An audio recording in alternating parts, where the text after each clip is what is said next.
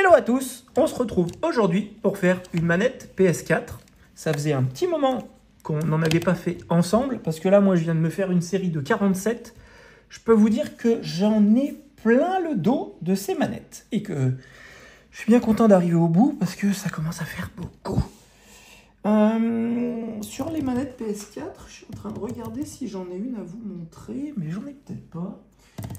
Vous avez deux types de manettes. Vous avez les manettes qui ont les boutons gris, comme ça, avec les sticks gris et les boutons options gris. Et vous avez celles qui ont les sticks noirs, avec les gâchettes noires et les boutons options et chair noirs. Pourquoi elles sont noires? Parce que du coup, il y a des générations, entre guillemets, 1 et des générations 2.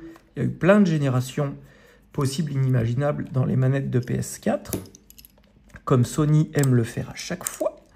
Mais vous avez vraiment celles qui sont, si je vous dis pas de bêtises, qui sont avec les gâchettes grises et les sticks gris, sont sorties quand la PS4 Slim est sortie. Donc tant qu'à faire, si vous pouvez prioriser, quand vous achetez une manette d'occasion, une manette avec les sticks gris et les gâchettes grises, vous avez une manette qui a le plus de chances d'avoir des pièces en commun avec les autres par rapport aux X premières séries qu'il y avait. Comme ça, ça peut permettre de trouver des pièces plus facilement. Ensuite, une fois que vous avez fait, vous allez enlever les 4 vis. On tire sur madame la manette, on la déboîte, on fait attention à la prise. Donc là, du coup, on a la prise, on a la batterie, on enlève la batterie. Et après, dans ces modèles-là, vous avez deux séries. Vous en avez une avec la vis noire et une avec la vis grise. En soi, il n'y a pas grande différence avec les unes et les autres, hormis peut-être quelques bricoles au niveau du câble et du connecteur quand vous devez les changer, mais c'est tout. Voilà, hop, ça. On va mettre un coup de nettoyage là. On va mettre un coup de nettoyage là, tant qu'à faire. Hop. Et donc là, sur celle-là, on a donc le stick droit qui part en cacahuète dans tous les sens. Pour une fois, c'est pas le gauche. Je fais toute une série de gauche. Et celle-là, c'est le droit. Donc on va changer le droit. Non, je vous dis des bêtises. J'ai fait toute une série de droits et celle-ci, c'est le gauche qui part en cacahuète. Et puis, on va changer en même temps les plastiques parce qu'ils sont dans un état un peu moche. Donc, ensuite, une fois que vous avez fait ça, on dévisse la vis du milieu.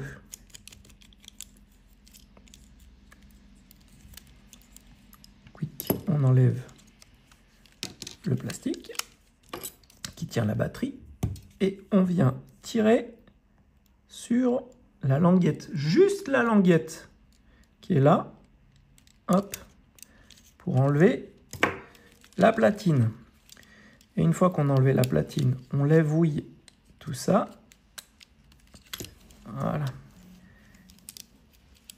On défait les deux clips et on peut enlever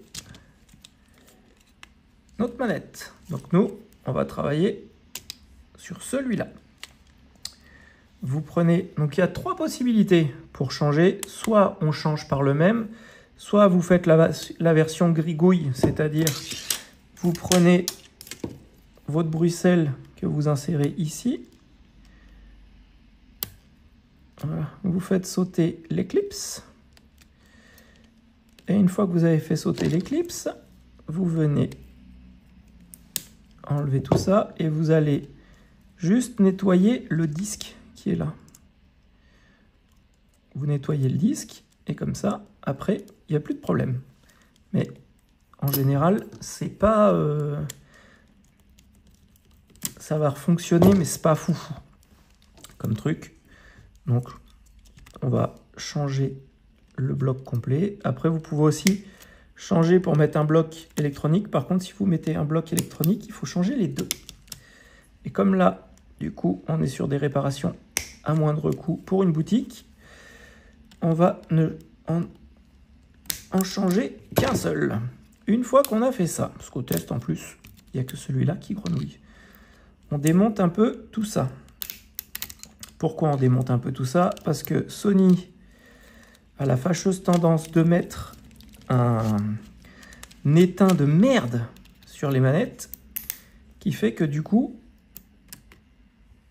on n'arrive pas à dessouder. Autant la Xbox, on peut la dessouder, autant celle-là, on ne peut pas la dessouder, c'est une galère. Donc, la Xbox, vous arrivez à récupérer tout le stick 3D en une pièce, que celle-ci, c'est infaisable.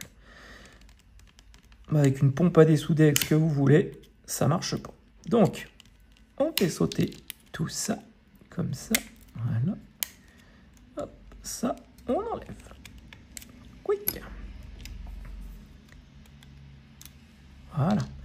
Comme ça, on a notre bloc. Lui, on vient ensuite, après, la mettre comme ça. Une fois qu'on a fait ça, on vient prendre notre fer à souder.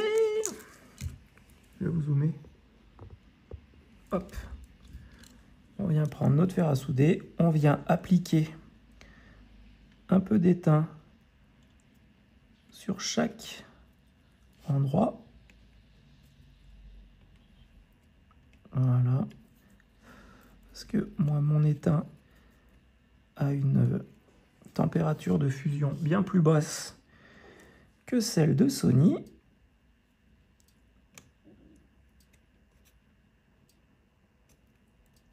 Voilà.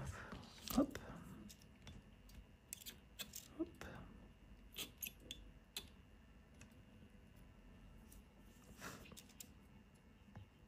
Voilà. Une fois qu'on a fait ça,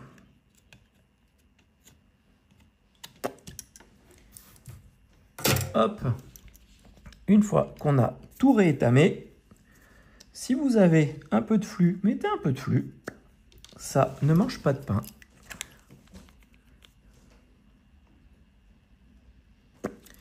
Et si vous n'en avez pas, et ben vous faites ça. Ça se fait aussi très bien. C'est juste que du coup, le flux, il est là pour permettre une meilleure fusion de l'étain et surtout rabaisser un peu la température qui fait que du coup, on peut dessouder un peu plus facilement. Hop! Une fois qu'on a fait ça, on vient prendre notre pince.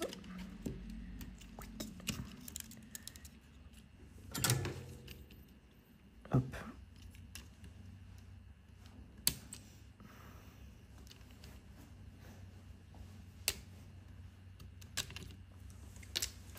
Hop et d'une.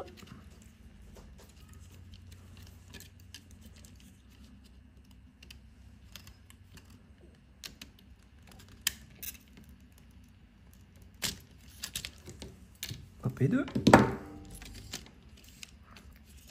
Vous pouvez dessouder hein, si vous voulez aussi les vibreurs.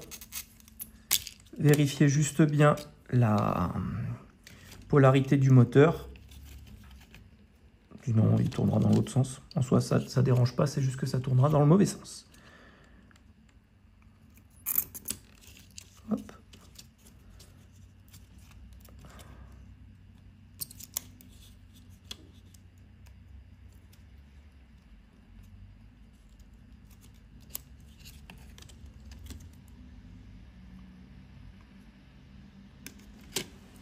Oui. On nettoie la panne du fer qui est toute cradouille et on vient faire sauter le L3.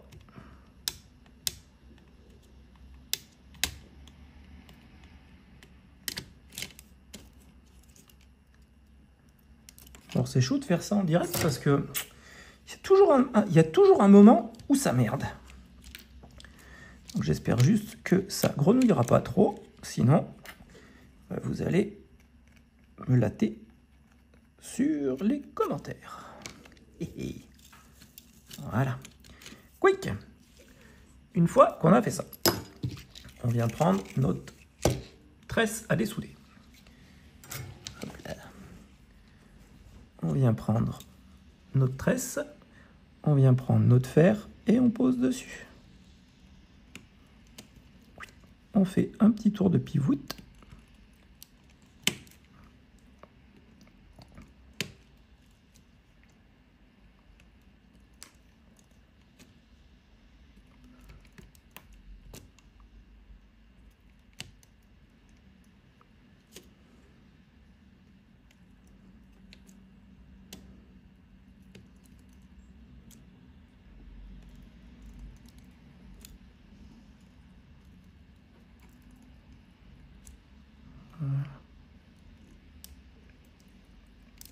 n'hésite pas à repasser si ça n'a pas vidé le trou.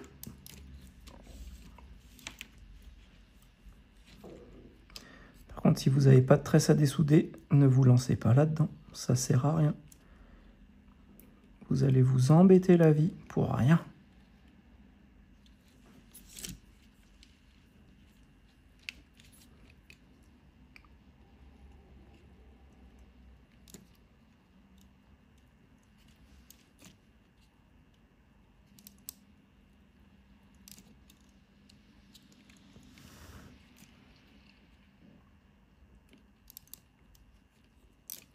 Et voilà. Oui. Une fois qu'on a fait ça, qu'on a vidé tous nos petits trous, on vient couper parce qu'on n'a plus besoin de notre tresse. Et voilà. On vient mettre en lieu et place notre biniou.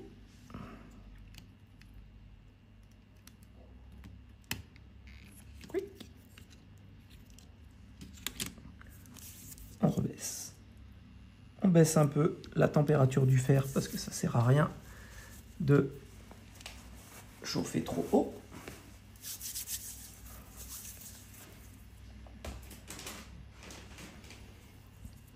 Et on va venir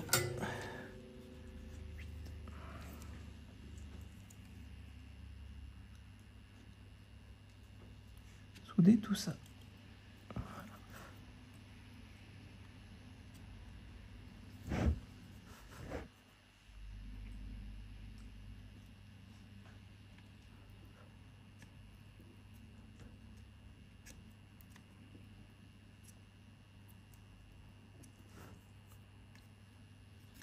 Si votre étain est brillant, c'est que votre soudure est à bonne température. Si votre étain est mat, c'est que vous chauffez trop.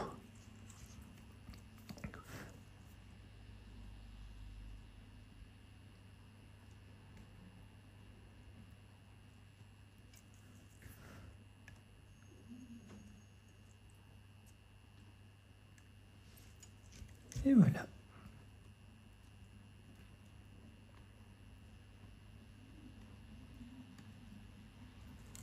Hop là.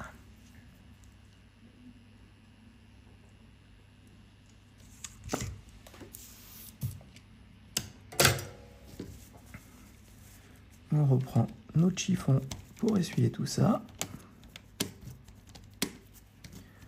On va essuyer le surplus. Hop là.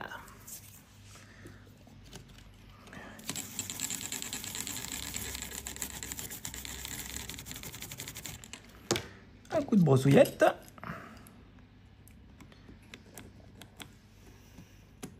On peut enlever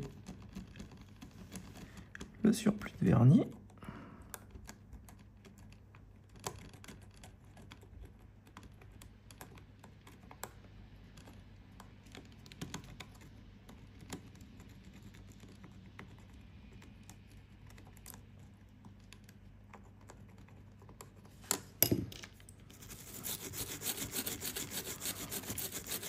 Hop. Une fois qu'on a fait ça, on vient prendre le deuxième bignotte.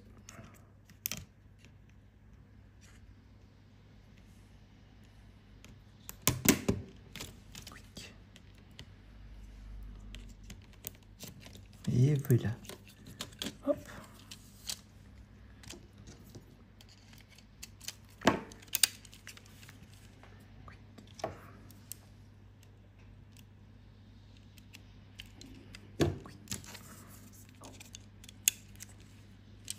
On remet la vissouillette.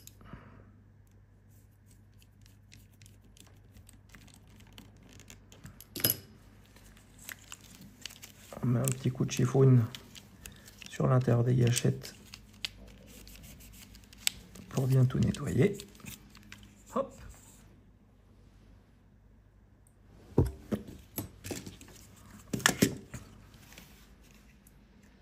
Batterie. Vous la passez sous le guide. Hop.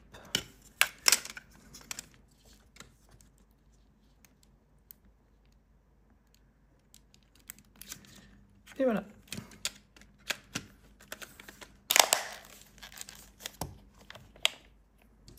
Fastoche. 15 minutes.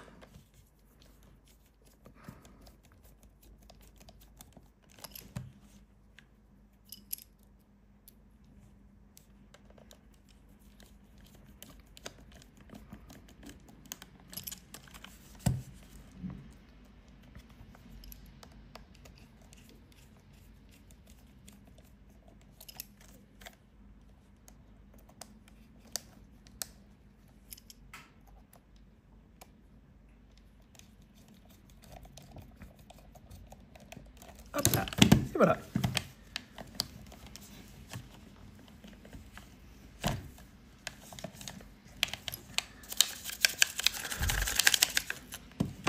Et voilà, une jolie manette. Mignonne. Et qui est prête à retrouver une seconde vie. Chez un nouveau joueur.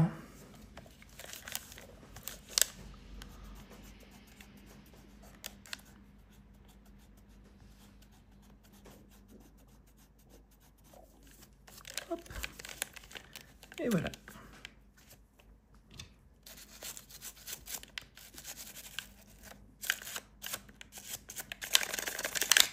Hop. Et voilà. On a une manette toute belle, toute propre, avec des nouveaux cabochons. Ceux-là, bon, sont un peu pégueux. Et surtout, maintenant qu'il y a un stick qui fonctionne. Et voilà. Bon, et j'espère que cette vidéo vous a plu. N'hésitez pas à mettre des pouces si vous aimez celle-ci, à vous abonner à la chaîne si ce n'est pas déjà fait.